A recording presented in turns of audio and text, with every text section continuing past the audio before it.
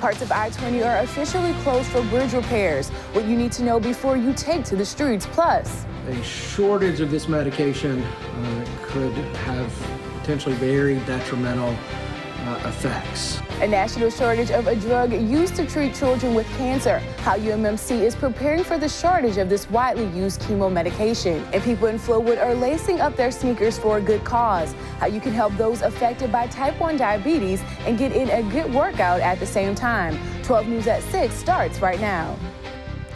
Your time now is 6 a.m. Good morning and thank you so much for joining us here on 12 News. I am Shay O'Connor and I'm sending things over to meteorologist Russ Pappas with a check of your weather. What is up, Russ? Good morning, Shay. Good morning, Mississippi. It's Saturday. We have a great day on tap. Active weather, however, down in Florida. The panhandle of Florida is the expected landfall for Tropical Storm Nestor.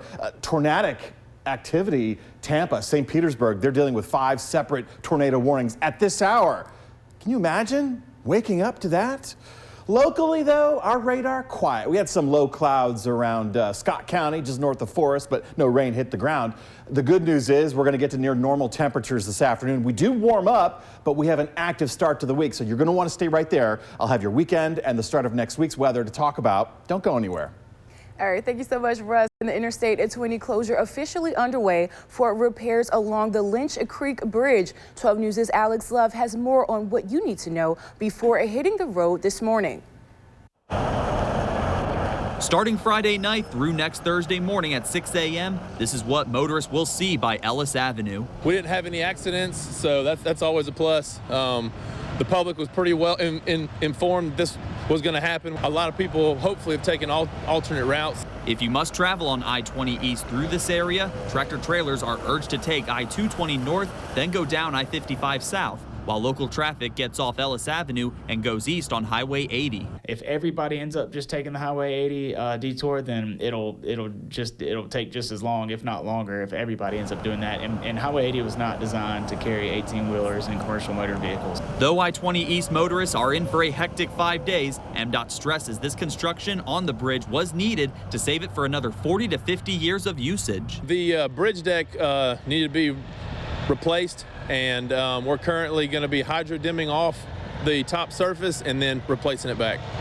Then once the eastbound lanes of the bridge are redone, MDOT will then turn their attention to the westbound lanes starting October 25th. Basically, we're using a high-power pressure washer, to use layman's terms, and that's going to pressure wash the actual deck off, and then once it gets off, then we're just going to pour it back.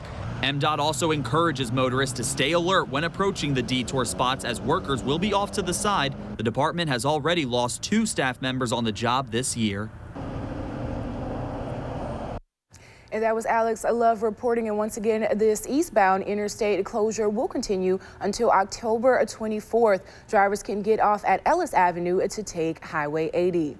And a 10-year-old is struck by a car in Rankin County. It happened along Highway 43 near a Carter Creek Lane. We're told a Cadillac actually hit a 10-year-old as he was riding his bike. He reportedly crossed in front of the truck. Now, the child has since been transported to UMMC, and the driver of that Cadillac was cited for no proof of insurance. Jackson police are looking for a woman who grabbed 2 children outside of a liquor store. It happened along Old Canton Road after parents of 2 boys went into the store. Now, the couple says they could hear their kids screaming outside. We're told a woman was grabbing the 9-year-old boy by the arm. The boy's father scared the woman away, and police arrived moments later. The boy's aunt actually says parents have to be careful nowadays. Keep your children beside you and in sight at all times, because people are just snatching our babies. You know, all of this stuff is real. And Jackson police say the woman ran away before anyone could identify her. Officers did take a man into custody who was in a car matching the description from the family. And in Alabama, a new surveillance video surfaces, possibly showing the last appearance of Camille Cupcake McKinney before her abduction. Now, the video shows 2 small children playing in a courtyard. Cupcake believed to be one of those children. A man walking in the video is deemed to be a suspect, another a person of interest. This Sunday, there will be a grid search in the community to try to bring Cupcake back home safely. DeJuan Wakefield is headed to trial this month. According to the Madison County District Attorney's Office, his trial date is set for Monday, October 28th. DeJuan Wakefield is charged with several crimes in connection to the 2017 kidnapping and murder of Kingston Frazier. His charges include accessory after the fact, kidnapping, and motor theft. President Trump is coming to Mississippi. The president announced a Keep America Great rally in Tupelo on Friday. Now, it'll be held at the Bancorp South Arena on Friday, November 1st at 7 p.m. Doors will open at 4 p.m. for general admission. Now, Tate Reeves' campaign responded to the president's upcoming visit. They released a statement saying, in part, quote, "I am proud to welcome President Trump back to Mississippi, a state that is proud to stand behind our president." It went on to say he knows how important it is to defeat Democrat Jim Hood, who supported Hillary Clinton, who still works to undermine Trump like the rest of his radical party, end quote. Now, the Hood for Governor campaign also released a statement saying, in part, quote, "The real reason he's coming to Mississippi is because Tate Reeves has failed miserably to inspire or even excite his own supporters. Tate Reeves can't hold his own office, so he's looking for someone to hold his hand." And when the president leaves, Tate Reeves will still be here, wallowing in 8 years of failed leadership and his inability to do anything to improve the lives of working Mississippians. Now, as always, we are following this upcoming event very closely. 12 News is your local election headquarters. And across the nation, there's a shortage of pediatric chemotherapy drug. As 12 News' Jay Bilexa reports, when the Children's Care Center pharmacy found out about the shortage of this chemo drug, they began preparing in advance. Vincristine is used to treat most childhood cancers. Nowadays, about 80 to 85% of all children with cancer are cured. That varies by diagnosis, but we have very good cure rates with our current therapies, which, as I said before, include vincristine. Teva Pharmaceutical notified the FDA in July it was discontinuing the medication due to a business decision. Pfizer Hospira started making the drug. One of the drug manufacturers elected to stop producing it, which left, there were two, which only left one in the market that was making it.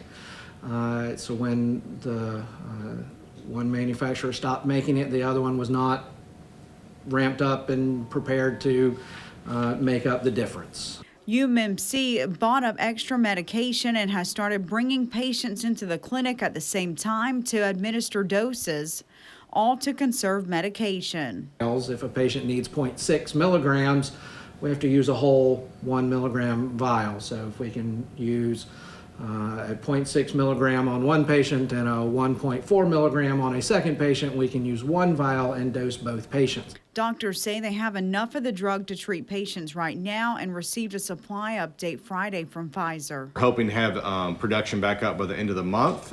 They're hopeful that's the case. Now, that was Jay Bilexa reporting. Now, if the shortage does continue, the Cancer Center will have to start limiting doses to patients. Happening today, people in Flowood will be lacing up their sneakers for the JDRF One Walk. Now, it'll be held at the Nature Park in Flowood. The event raises awareness for type 1 diabetes and supports efforts to help those who are affected by it. Check-in begins at 9 a.m. and the walk starts at 10. And get ready for some Sports Zone Saturday. The team is live in Oxford as Texas A&M rolls into town. Now, we'll be live from noon until 2 with live interviews, fan reactions, and much more. So please make sure to tune in for College Game Day experience that you do not want to miss. And right after that, LSU will be at Mississippi State. Now, that game will start at 2:30 this afternoon. And as a programming note, this game may affect our 6 p.m. newscast. So be sure to come on back and tune in at 10 p.m. And now sending things over to Russ Pappas with another check of your weather. Good morning again. That JDRF walk in Flowood at 9 a.m. low 60s. Once we get towards 11, we push to near 70 degrees, and a couple of us may get to the 80-degree mark, but middle and upper 70s. That'll be the finishing point this afternoon. Partly cloudy skies. I don't think you could ask for a more perfect October. Details for your forecast coming up. All right, thank you so much, Russ. And still ahead, a tropical storm forms in the Gulf of Mexico. What nearby areas can expect from the developing storm. Plus, The cool weather is finally setting in here in Mississippi. How some small towns are taking advantage of this pleasant temperature. Stay right there.